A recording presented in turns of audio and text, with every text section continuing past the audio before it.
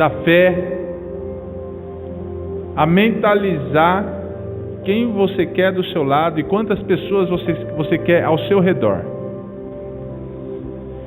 Mas eu quero que você seja ousado não pelo fato da amizade apenas, mas pelo que você quer nessa igreja. Qual o movimento que você deseja fazer nessa igreja, nessa casa?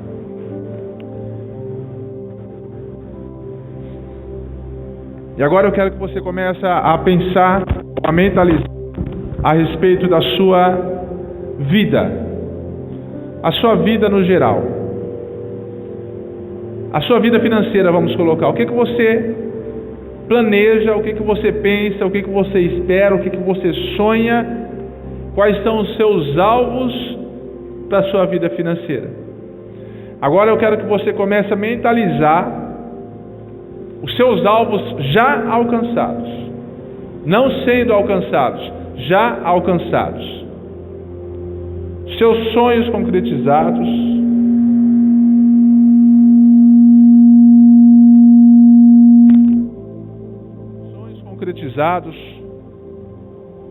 seus planos sendo realizados,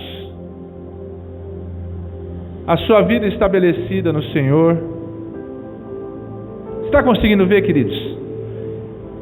Você está conseguindo ver? Você está conseguindo mentalizar? Você consegue acreditar naquilo que você está vendo? Começa a ver a igreja. Começa a ver a igreja. Aquilo que você tem de planos para essa casa. Aquilo que você tem de sonho para essa casa. Começa a ver. Você consegue acreditar naquilo que você está vendo? Deus, nós sabemos que os planos do Senhor são mais altos do que os nossos. Sabemos que os teus sonhos são maiores do que os nossos. O que o Senhor preparou para nós é muito maior do que o nosso. Que nós possamos estar aptos, Deus, para aquilo que o Senhor tem guardado para nós. Em nome de Jesus. Que seja feita, Deus, a tua vontade, assim na terra como é feito nos céus. Que seja realizado nesse lugar, Deus, a tua vontade. Que seja estabelecido, meu Pai, o teu reino nesse lugar. Que nós possamos acreditar naquilo que o Senhor é e não naquilo que nós podemos fazer, Pai. Em nome de Jesus. Amém. Amém. Aleluia. Aleluia. Glória a Deus. Aleluia. Glória a Deus. Glória a Deus. Aleluia, Cabo Daciolo. Queridos, o meu coração, tenta ver, a senhora jogou álcool aqui em cima, né?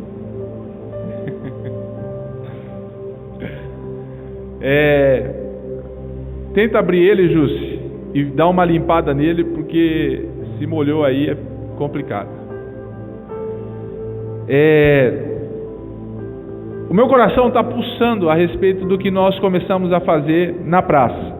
É claro que o resultado ainda não foi de imediato, mas a constância, isso daí vai ser fato absoluto de que nós vamos ter um resultado extraordinário. Amém? Não, eu preciso acreditar junto com a tia Elane. Eu acho que nós precisamos acreditar junto com a tia Elane que possa acontecer. Amém? O resultado vai ser extraordinário. Amém? Glória a Deus por isso, porque com essa vontade, com esse ânimo que nós estamos hoje. Aleluia! Queridos, nós vamos começar um trabalho, já começamos um trabalho extraordinário que vai acontecer naquele lugar, na nossa igreja, nesse tempo, em Sumaré. Nós vamos ser reconhecidos pelo nome do Senhor. O interessante é que a gente compartilhou isso no domingo. Numa das meninas que estavam fazendo evangelismo, eu não cheguei junto, né? Mas depois eu me envolvi lá com a Camila, com a Maiara, com o pessoal que estava lá, tia Lane. E eu me envolvi lá e aí a menina estava daquele jeito, né? Estava bem feliz, muito alegre. E aí ela chegou e ela perguntou de tudo, fez coisas que não vale a pena falar aqui, né? Fez diversas coisas, mas uma coisa que me impactou, que me tocou muito comigo foi que ela perguntou para mim, chegou em mim e perguntou: você é o pastor? E eu não falei para ninguém lá que era o pastor. Nós não chegamos dando esse título para ninguém. Eu sou pastor e eu quero fazer o evangelismo aqui, eu quero trabalhar na sua vida, quero te convidar para ir para a igreja. Também falou, você é o marido dela? A gente também não tinha falado, não estava perto da Camila, não tinha dado a mão para ela, não tinha beijado, abraçado, não tinha feito nada com ela. E ela reconheceu que era o pastor e que eu era casado com a Camila. Ainda sou, né? Não era. E ainda estou pastor. Mas as pessoas vão te reconhecer por aquilo que Deus está fazendo na sua vida. As pessoas vão olhar para você e você vai ser marcado por aquilo que Deus está fazendo na sua vida. Ou seja, você vai marcar esse tempo, você vai marcar essa estação de alguma forma com aquilo que vai ser realizado naquele lugar.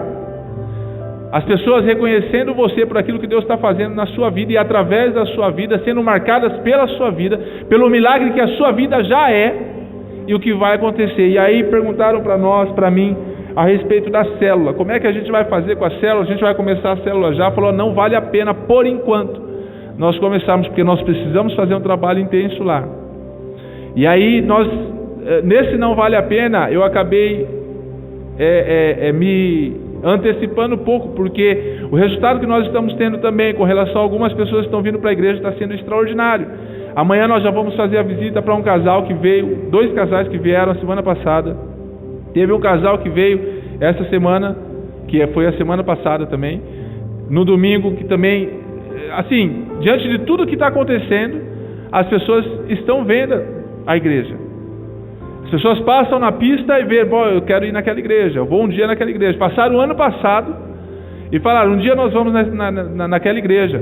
Passou a pandemia, eles falaram, agora chegou o momento, chegaram aqui, agora nós vamos trabalhar na vida deles. Ou seja, a nossa célula de alguma forma já começou a andar.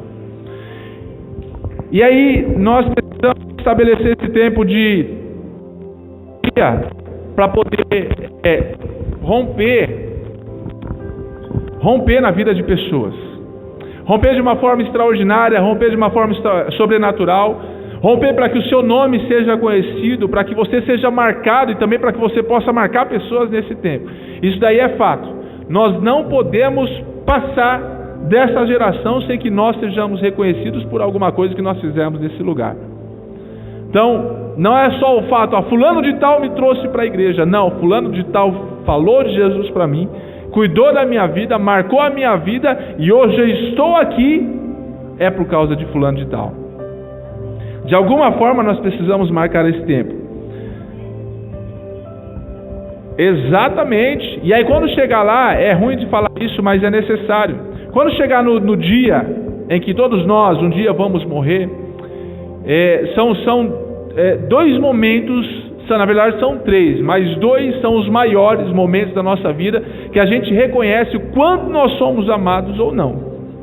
Primeiro, é o nosso casamento, o nosso nascimento também, só que o nascimento não vai tanto por conta nós somos crianças ainda, então nós não sabemos que marca nós fizemos na vida de uma pessoa. Então, no nosso casamento, então pensa só, solteiros aí, quando você se casar, o tanto de pessoas que querem ir no seu casamento, não que você precisa convidar, mas o tanto de pessoas que querem estar no seu casamento, ou que querem presentear você com alguma coisa, ou que querem abençoar você com alguma coisa, aí sim você pode ter o discernimento do quão importante você é nessa terra.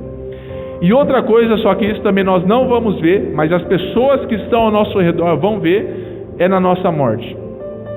Na nossa morte, no enterro, no velório, o tanto de pessoas que vão estar nesse velório vai ser a quantidade de pessoas que nós impactamos nessa terra.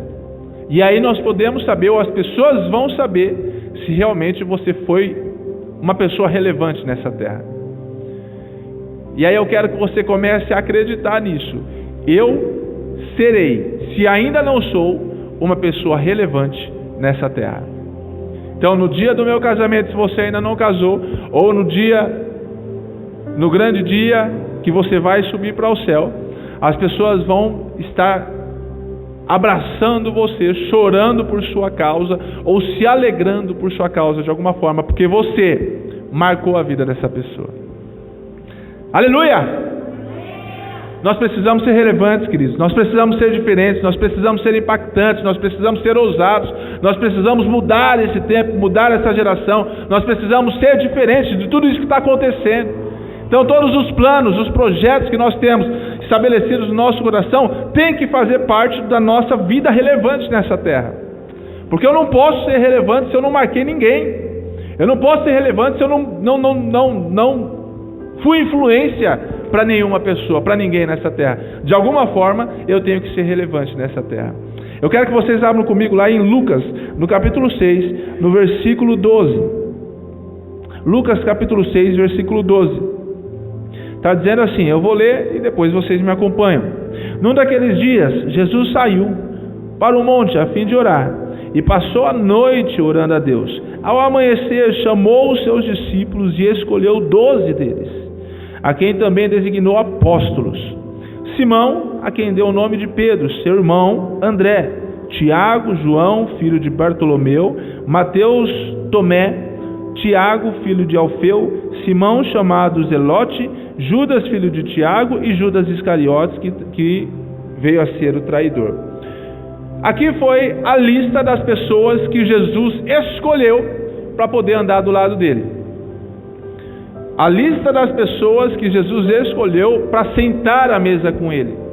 A lista das pessoas que Jesus escolheu para dormir ao lado dele. A lista das pessoas que Jesus escolheu para serem os seus maiores companheiros. Desses 12, existiram 3.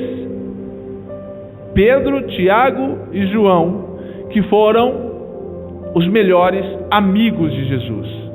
Os 12, olha o que eu quero que você entenda. Jesus, ele não foi amigo de todo mundo. Jesus, ele foi mestre de todo mundo. Jesus, ele escolheu os 12 para serem os seus amigos mais próximos. Só que desses 12, tiveram amigos que eram mais chegados do que irmãos, que foram esses 3. E desses 3, existia um que era o que andava, o que era realmente esse mais chegado que o irmão. O que eu quero que vocês entendam é que quando a gente fala da lista dos 12 apóstolos, ou dos 12 discípulos, nós pensamos apenas em alguns. Nós pensamos em Pedro, Tiago, João, nós pensamos em Judas, que foi o traidor. Ou seja, o que eu quero dizer com isso? Na sua mesa, ou no seu círculo de convivência, você pode escolher diversos amigos. Só que nem todos os amigos vão ser aqueles que vão ser os mais chegados, ou o mais chegado. Você pode colocar dentro do seu círculo de convivência pessoas que você não sabe no momento que estão te traindo. Como diz esse texto, Judas Iscariotes, Jesus sabia de tudo. Por que ele colocou? Porque foi propósito? Sim, porque foi propósito, foi estabelecido. Não precisaria ter um traidor, mas Jesus quis que fosse dessa forma. Mas para nos fazer entender que dentro do nosso círculo de convivência, de amizade, vão ter pessoas que infelizmente vão nos trair. O fato é, eu vou deixar de amar essas pessoas? Não, só que eu não preciso mais conviver com essas pessoas. Eu vou deixar de vou deixar de amar essas pessoas? Não, mas eu não preciso fazer mais com que essas pessoas sentem na minha mesa. Agora existe uma diferença. Quando a gente pensa nos 12 apóstolos, nós pensamos, o nome que não sai da nossa cabeça são esses quatro que marcaram a vida de Jesus e marcaram também a história de Jesus e depois também o ministério. Que depois, quando Jesus morreu, começa o ministério de Pedro e João. João, um amigo mais chegado do que o irmão que Jesus tinha, que dava ombro, que chorava no ombro de Jesus, que estava lá o tempo todo. Só que interessante é que quando Jesus morreu, Judas foi o primeiro a se condenar, que ele foi o traidor. Depois, um dos melhores amigos, que foi Pedro, quando os caras chegavam por 3 vezes para poder falar que ele era um dos que andavam com Jesus, não falava nem que era um amigo de Jesus, falava que ele era um dos que andavam com Jesus. Ele falou, não sou eu. Poxa, mas você anda igual ele, você fala igual ele, você se veste igual ele, você é igual ele, está dizendo que não é. Ele bateu, a Bíblia fala, se você for conferir o texto, a Bíblia fala que ele ficou bravo, ele bravejou. Ele ficou bravo a ponto de dizer, não, eu não sou de Jesus, mais ou menos assim. Eu não sou de Jesus, eu não estou com ele, não estava com ele, para se proteger, para se defender. Os outros 12, você não sabe, no momento da crucificação, no momento que Jesus estava caminhando para a crucificação, para o Gólgota, você não ouve falar dos outros. Onde estavam os outros? Um já tinha morrido, que era Judas, Pedro tinha negado Jesus, e os outros 10? João estava ali na espreita, ali aos derredores ali, né, acompanhando de longe o que estava acontecendo com Jesus, mas onde estavam os outros amigos de Jesus? Ou seja, existem amigos na nossa vida que vão ser passageiros. Existem amigos na nossa vida que são por momentos. Beleza, marcaram a nossa vida, mas foi aquele momento que marcou a nossa vida. Isso não quer dizer que eu vou precisar ser amigo deles a vida inteira. E vão ter amigos na nossa vida também que não vão mais de nenhuma forma fazer parte da nossa vida. Eu quero que vocês abram comigo lá em Jonas agora. Jonas capítulo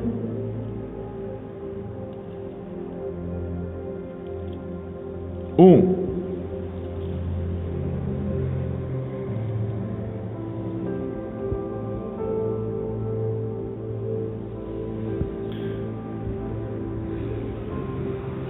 Versículo 3, está dizendo assim: Mas Jonas fugiu da presença do Senhor, dirigindo-se para Tarsis. Desceu à cidade de Jope, onde encontrou um navio que se destinava àquele porto. Depois de pagar a passagem, embarcou para Tarsis para fugir do Senhor. Olha só que interessante. Quando Jonas entrou, ele foi comprar a passagem, ele recebeu a palavra do Senhor para poder ir pregar para o povo de Nínive, para a terra de Nínive, por conta de toda a crise que estava vivendo em Nínive, um povo rebelde, um povo obstinado, tudo que estava acontecendo na terra de Nínive. Eles estavam matando profetas, era um povo violento, um povo que precisava de arrependimento, e a mensagem de Jonas teria que ser de arrependimento, e Jonas não quis trazer essa mensagem, não quis obedecer a princípio essa voz. Ele fugiu, a Bíblia fala que ele fugiu da presença do Senhor, fugiu da vontade do Senhor, e foi, ao invés de ir para um lado, ele foi para outro lado. Quando ele entrou no barco, ele perguntou: para onde vocês vão? Eles estavam no porto, na cidade de Jope, e eles iriam para Tarsis. Jonas comprou a passagem e entrou no barco a fim de fugir da presença do Senhor. Ou seja, os tripulantes daquele barco, eles provavelmente sabiam que Jonas era uma pessoa que estava fugindo da presença de Deus. Provavelmente Jonas tinha falado aqui: eu recebi uma palavra do Senhor, ele pediu para eu ir para um lado e eu estou fugindo da presença do Senhor, eu preciso ir para outro. Ou então eles não perguntaram, mas por que Jonas estava subindo numa embarcação? Qual que era a finalidade dele ir para lá? Mas a intenção do texto fala, principalmente no final do texto, para fugir do Senhor. Então, de alguma forma, provavelmente eles perguntaram para Jonas: para onde você vai e por que você está indo para lá? No meio do caminho, a Bíblia fala que um forte vento veio e tomou, e quase que o barco ia afundando. E por causa de um só homem, quase todo mundo morre. Por causa de um homem que estava fugindo da presença de Deus, quase uma embarcação inteira vai a pique. Ou seja, o que esse texto traz para nós? Às vezes existem pessoas no nosso círculo de convivência que têm a intenção, têm o propósito de nos afastar da presença de Deus. Existem pessoas no nosso círculo de convivência, existem pessoas sentadas à nossa mesa com o propósito de fazer com que a gente fuja da presença de Deus, com o propósito de fazer com que a gente morra estando longe da presença de Deus, da vontade do Pai. Tem pessoas que estão dentro do nosso círculo de convivência, desse nível de relacionamento que nós temos, que tem um propósito. Às vezes nem elas têm essa intenção, nem sabem que tem essa intenção, porque talvez a intenção de Jonas não foi que todo mundo morresse. Jonas não sabia que Deus iria se levantar dessa forma no meio do mar, ia trazer um vento, uma tempestade e fazer com que o navio viesse a pique. Jonas não sabia disso. Mas o fato é, a intenção dele, o propósito dele de fugir poderia trazer morte para a vida daqueles tripulantes. Às vezes existem pessoas na sua vida que você precisa realmente descartar, a ponto de chegar o momento que Jonas estava dormindo no barco. Ele dormiu mesmo no meio daquela tempestade. Ele desceu para baixo lá nos convés do navio e foi dormir. E aí o povo começou a jogar as coisas para fora para deixar o navio mais leve e tudo mais. Quando percebeu, falou: tem alguém aqui que está atrapalhando a nossa viagem. Tem alguém aqui que está atrapalhando o nosso relacionamento. Tem alguém aqui que está nos afastando da presença do Pai. Tem alguém aqui que está nos fazendo fugir da presença de Deus. Existe alguém aqui que está nos fazendo perder a essência.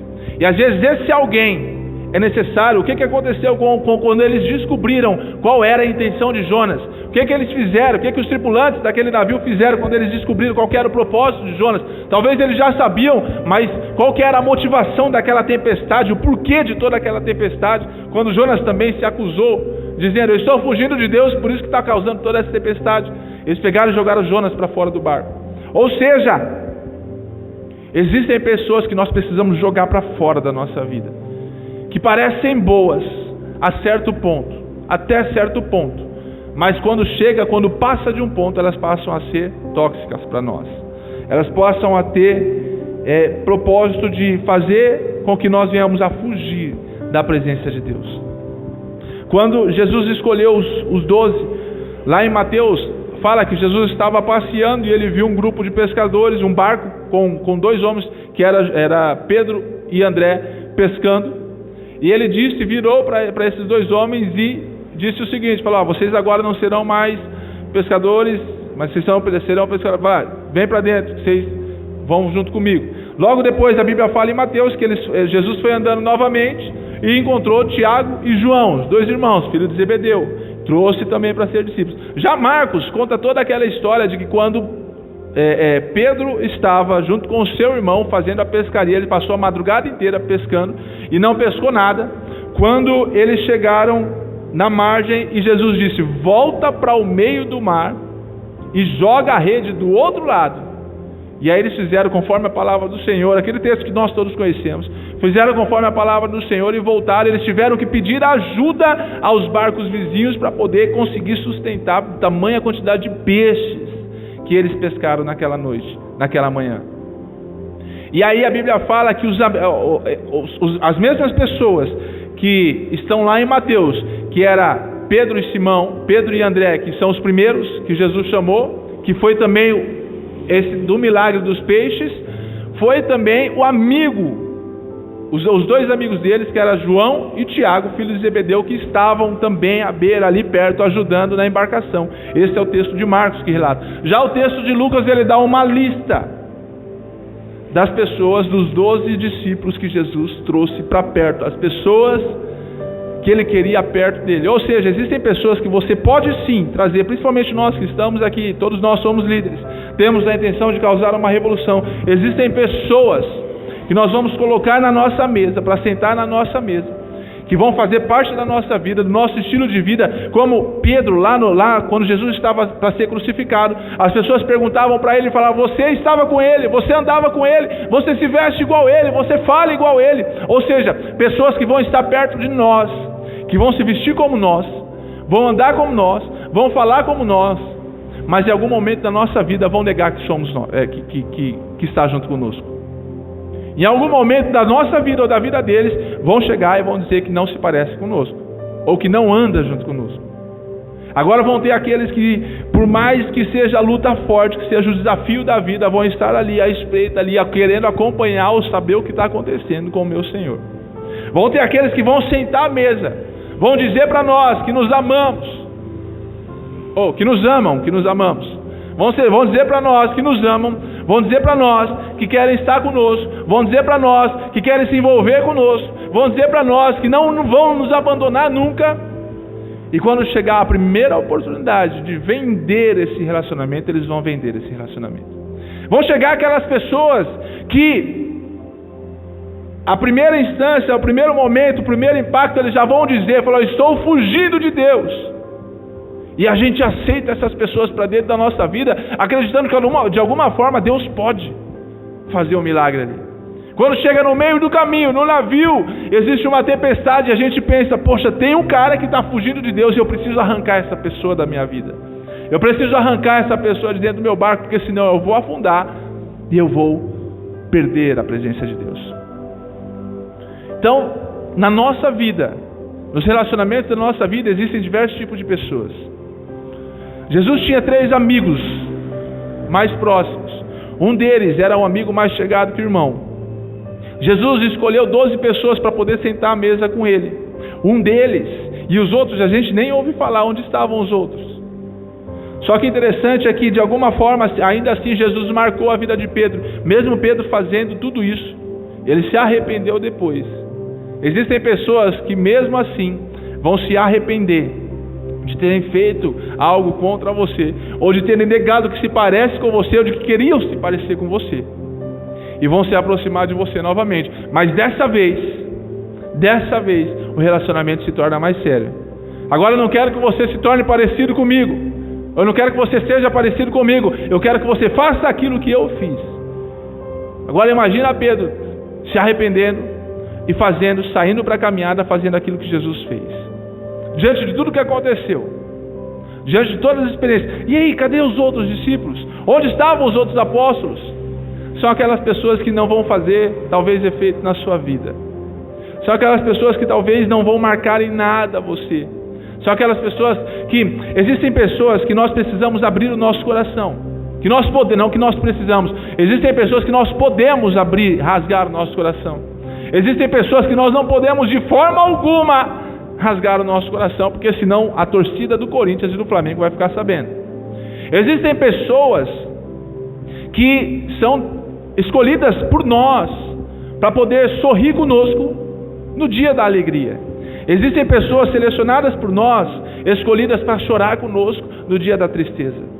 Existem pessoas escolhidas por nós que estão ali apenas porque nós gostamos de ter pessoas junto conosco. Só que existem amigos que estão ali, mais chegados que irmãos, que estão ali para poder, que nós podemos contar com eles para qualquer hora. Esse nível de amizade, esse nível de relacionamento, ele está descrito na Bíblia por completo, na Bíblia inteira, de ponta a ponta.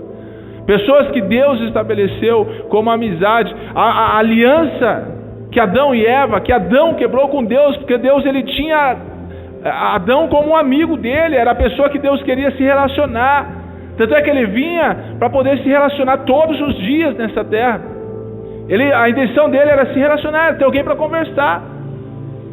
E aí quando pensa que não, o cara vai e trai a confiança de Deus. Às vezes existem pessoas que infelizmente vão trair a nossa confiança. São pessoas que nós ensinamos, são pessoas que nós cuidamos, são pessoas que nós velamos, velamos não, né? Porque não morreu. São pessoas que nós choramos com ela, são pessoas que nós socorremos, zelamos, bonito.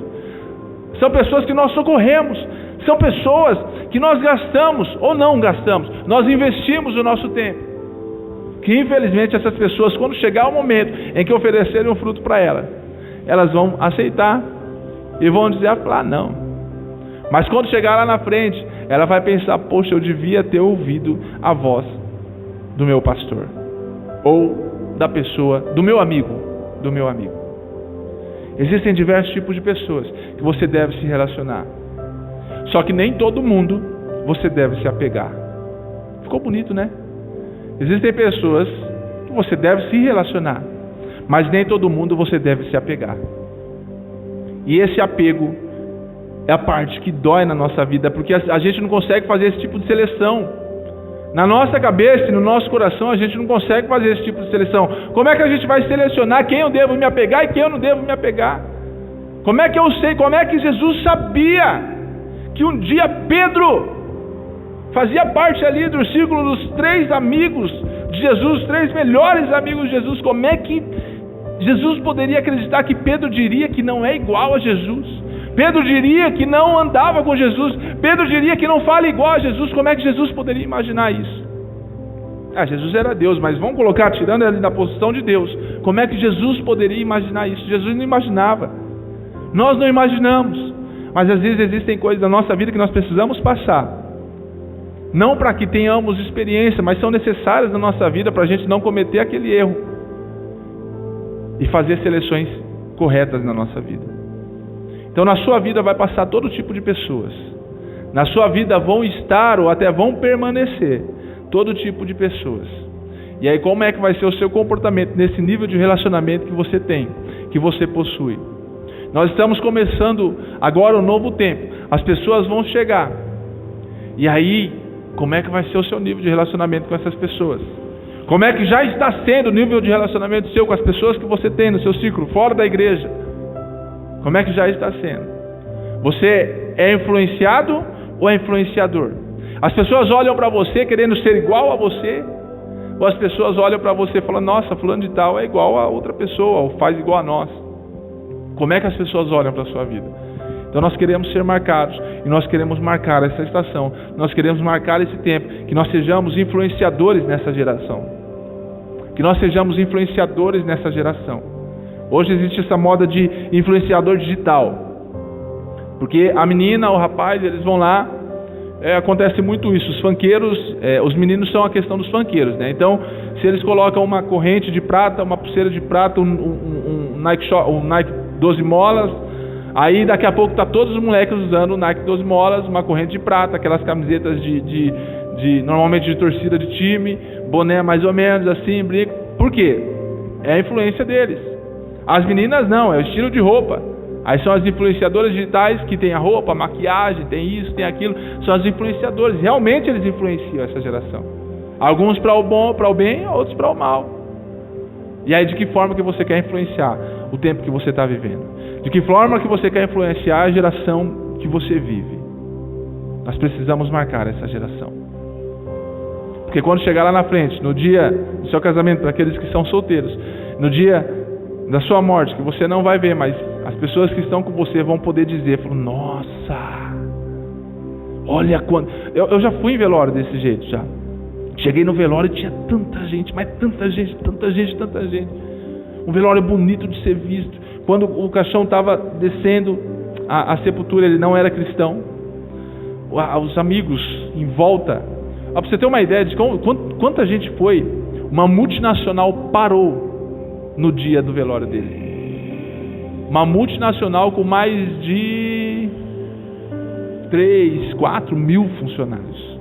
Parou. Nem todo mundo foi no velório, mas todo mundo que de alguma forma viveu um pouco com ele foi. Então nós queremos impactar essa geração. Nós queremos marcar essa geração. Claro que da maneira certa, claro que do jeito certo, mas as pessoas precisam te reconhecer. Ah, mas eu não isso, eu não aquilo. Não, as pessoas precisam te reconhecer, cara. Você é especial. Você é especial de alguma forma, você é especial. Então, ser lembrado lá na frente por aquilo que você fez hoje, isso daí é extraordinário. É extraordinário você ser lembrado lá na frente por aquilo que você fez agora.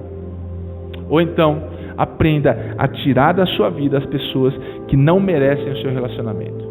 Tirar da sua vida as pessoas que não merecem estar perto de você. Tira do seu barco, arranca, joga para fora do seu barco, porque senão você vai se afundar junto com elas. Você vai conseguir fugir junto com elas da presença de Deus. Coloque junto com você, coloque ao seu redor as pessoas que você quer.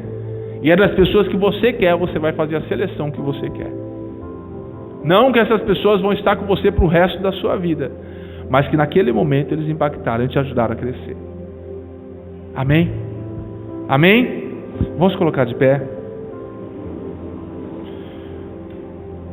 Deus, nós queremos viver um tempo especial.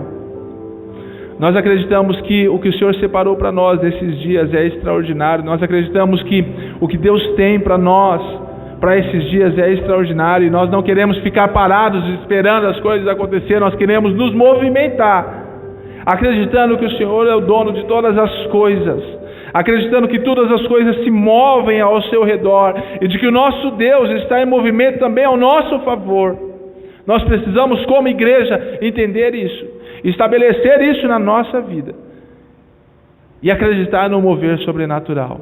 Deus, eu quero te agradecer por essa palavra, eu quero te agradecer por esse tempo e que nós possamos, Deus, aprender a fazer esse tipo de seleção nas nossas vidas, aprender a fazer esse tipo de seleção dos nossos amigos, do círculo de convivência. Existem pessoas que nós vamos chamar de amigos e existem pessoas que nós vamos chamar de colegas, ou existem pessoas que nós vamos olhar e vamos falar, essa pessoa está perto de mim hoje. Nós queremos, Deus, separar amigos para nós, da mesma forma que Jesus nos ensinou a escolher as pessoas que iriam se assentar à mesa com Ele. Nós queremos fazer dessa forma. Saber também, Deus, que pode acontecer qualquer situação, qualquer tipo de coisa nesse meio de caminho, mas nós temos a certeza de que o Senhor está no controle, Pai. de que o Senhor está no controle, em nome de Jesus Cristo. Muito obrigado por esse tempo, por essa palavra, que a Tua palavra não volte vazia, que o Senhor marque as nossas vidas nesses dias, em nome de Jesus, em nome de Jesus. Amém, queridos, e amém. Seja abençoado, vai debaixo da cobertura do Senhor, que a paz do Senhor esteja sobre a sua vida, e nós tenhamos uma semana de vitória, em nome de Jesus. Amém e amém. Glória a Deus. Aleluia.